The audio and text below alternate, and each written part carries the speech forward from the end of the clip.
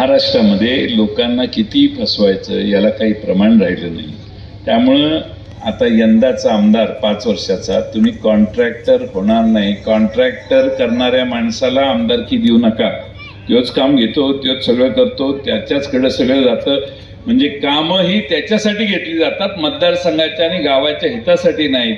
आणि म्हणून आपला सर्वांना समर्थ पर्याय आम्ही सगळ्यांनी दिलेला आहे. माझी आपणाला कळकळीची विनंती आहे की महाराष्ट्रातलं राजकारण बदलतंय. जातीयवादी शक्ती शाहू फुले आंबेडकरांचा विचार मोडून काढण्याचा महाराष्ट्रात प्रयत्न करताय.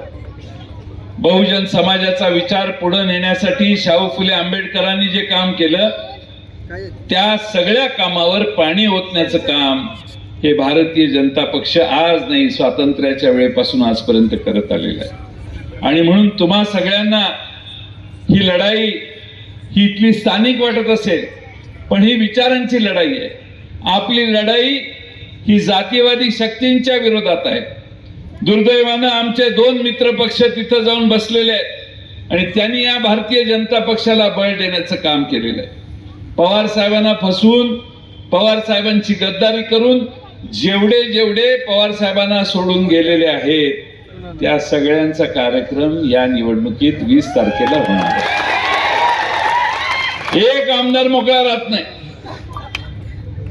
पुढच्या विधानसभेच्या निवडणुकीमध्ये पलीकडच्या बाजूला त्यांच्या मागे कुणी बसताना दिसेल असं मला वाटत नाही. तर महाराष्ट्रातल्या जनतेनं निकाल केलाय. गद्दारी करणाऱ्यांना, फसवणूक करणाऱ्यांना, पैसे गोळा करणाऱ्यांना, दमदाटी करणाऱ्याला, जुलुमशाही करणाऱ्या सगळ्यांना गाडून टाकण्यासाठी महाविकास आघाडीच्या वतीनं राजू खरे उभे आहेत. तसे महाराष्ट्रात 288 उमेदवार खडे आहेत. आपल्या सगळ्यांचा आशीर्वाद त्यांना मिळावा. शेवटची गोष्ट सांगतो.